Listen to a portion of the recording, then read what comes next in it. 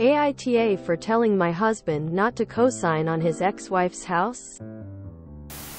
I am not the op. This was posted in our Am I the Asshole? OOP's account is deleted. Original post plus update. Same post. https www.reddit.com/r/amethyshole/comments/ucmlk/ida for telling my husband not to co-sign on his UTM source equals share and UTM medium equals iOS app and UTM name equals iOS SMF April 27, 2022. Throwaway account. My stepson is on here. I, 34, F. Met Steven, 49 per meter, 2.5 years ago. It was an unexpected love match, but I found him to be funny and kind and charming. And we had loads in common. We got married about a year ago and everything's been great between us. Steven was married to Tiffany, 49, F. for 7 years, and they divorced 11 years ago. They share a 12-year-old son, Taylor. Tiffany and Steven both worked in healthcare and met in school. He's a doctor, she was a nurse. Their relationship ended when Tiffany admitted to infidelity and an affair shortly after Taylor was born. Steven and Tiffany divorced and she lived with the man she had an affair with for 9 years. She had one child with him and they have since broken up. She then met another man and had another child with him. They have also since broken up. This is relevant because several years ago, Tiffany opted to let her nursing license lapse and to stay home with her kids. The 3 fathers of her kids all pay child support, with Steven paying the largest amount due to his income. He has no problem with child support and loves his son. The issue arose after Tiffany's last breakup. She moved into a rental and then tried to get a mortgage approved to buy a house for her and the kids. But because Tiffany doesn't work and only has child support as her income, she cannot qualify to get a mortgage on her own. She has asked Steven to co-sign and is laying on a heavy guilt trip about it being what's best for his son and that his son needs a home with lake access. I don't know why. We live on a lake and Taylor is rarely in the water when he's with us. The home she's currently renting is lovely, spacious, and she can afford it. Taylor has never expressed unhappiness about where they currently live when he's with us. When Steven told me this, I flat out told him not to do it. Not only do I not trust Tiffany not to destroy his credit, I also don't understand why she can't go out and get her license and start working again. There is a nursing shortage in our area and they are generously paid. She has family nearby that will happily care for the kids. We'll take Taylor more often. And if she's unwilling to do this, then why not continue renting? Steven told me I was being harsh on her and that it's understandable that she wants to own her own home. He's also said that he doesn't think she would damage his credit by defaulting on the mortgage. I was married before Steven, but I don't have kids. That being said, it cost me thousands to make sure my ex-husband would never have access to my finances again. Am I the asshole for thinking that co-signing on a house with his ex is a bad move and that she should go get a job if she wants to own a home? Verdict. NTA. Update. Appreciate the many responses. Steven and I had a long talk about this when he got home from his conference. We discussed the issues this raises and we both agreed it's a bad idea that would strain our relationship. He admitted that he was concerned Tiffany would use his refusal to alienate his son, but also knows Taylor is old enough to come directly to him now, if he needs to.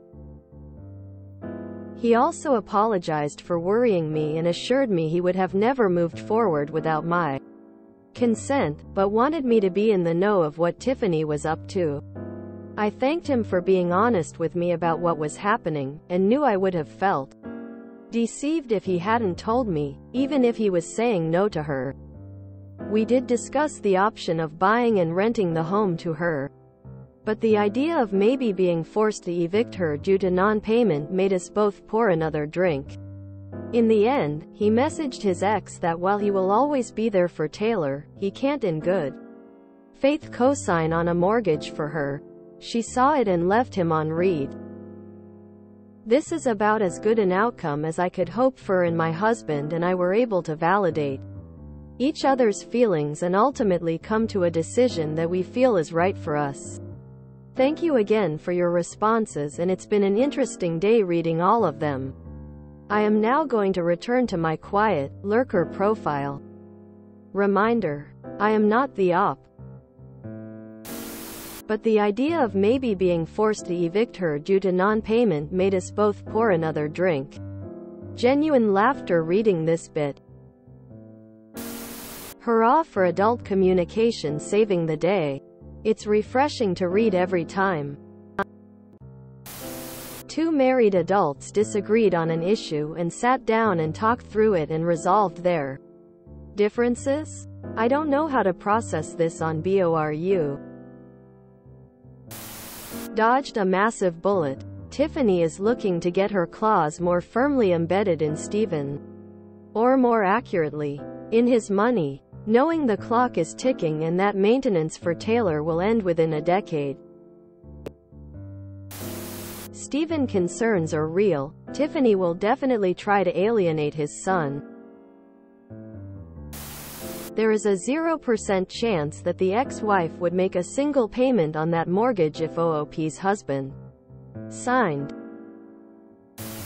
I was all prepared for the husband to sign for the house behind his wife's back, leading to the revelation that he was sleeping with his ex, leading to a messy divorce. Glad to see him come to his senses instead. Remaining duration on child support payments from OP's husband less than 6 years. Typical mortgage payment schedule 30 years. She was basically asking him to be liable for another 2,425 years. I would imagine the child support payments vary from each baby daddy, with OP's husband paying the most of the total being a 49-year-old doctor. The ex-wife probably saw that gravy train leaving in advance and tried to slide back into the finances. I literally floated the idea of buying a house near us for my husband's ex-wife to rent recently. Since we are going for full custody of the kids due to truancy issues and her unstable living conditions. We both thought for a second and were like, no. How miserable would that be? Two sane people. Nice to see. I hope they're no crazy edit. There have been a few of those lately. Anyone else has a feeling that the kid is not from OOP's husband? The timing of her cheating is highly suspicious. Anne must be getting decent child support if she can pay the rent and care for 3 kids on it. I'm curious what she plans to do when all 3 kids are away at college and their fathers don't have to pay for her. I guess getting first husband to buy toy a horse and work part-time was the obvious choice. The fact that she's unemployed yet the child support lets her live in a lovely and spacious house and clearly not wanting for anything is ridiculous. The child support is meant to be one parent's half of raising the kid, not her paycheck. The kid's 12. Sue for custody and tell her to get a job. How you can tell a post is real. People act like grown-ups. In some military circles in the USA, women like Tiffany are referred to as a dependopotamus. The only thing I'd add is telling him that before he considered doing any such thing he should consult with both his attorney and his accountant. Both would likely tell him that he'd be a fool to even consider any such thing. He should have just said, if you are unable to provide adequate housing with the child support I supply, you can either get a job, or we can go back to court. I will get full custody, and you can see him on weekends. or something along those lines. I can guarantee that she won't ask again. Let her tell a judge that he X is being mean by not buying a house for her and her 2 other kids, while paying child support and using his visitation. She will be laughed out of court. If she withholds visits, a judge isn't going to look favorably on her. The ex-wife was lying. You absolutely can get approved for a mortgage with child support as your only source of income as long as it's consistent. Fact is, she most likely had very bad credit, because if they refused to take her child support as proof of income, her name can't be on the loan at all, since no bank will give a loan to someone with $0 income, cosigner or not, which means the husband won't be a cosigner. He will be the only name on the loan and deed, so that mortgage is 100% his responsibility. She has asked Steven to cosign and is laying on a heavy guilt trip about it being what's best for his son, and that his son needs a home with lake access. Major red flag right there. This isn't someone who won't act entitled in all sorts of ways once they have their claws in you. Can't believe the husband didn't realize what type of person the ex was by now. This line surely doesn't help. If you enjoyed this video, please check out our playlists full of similar content.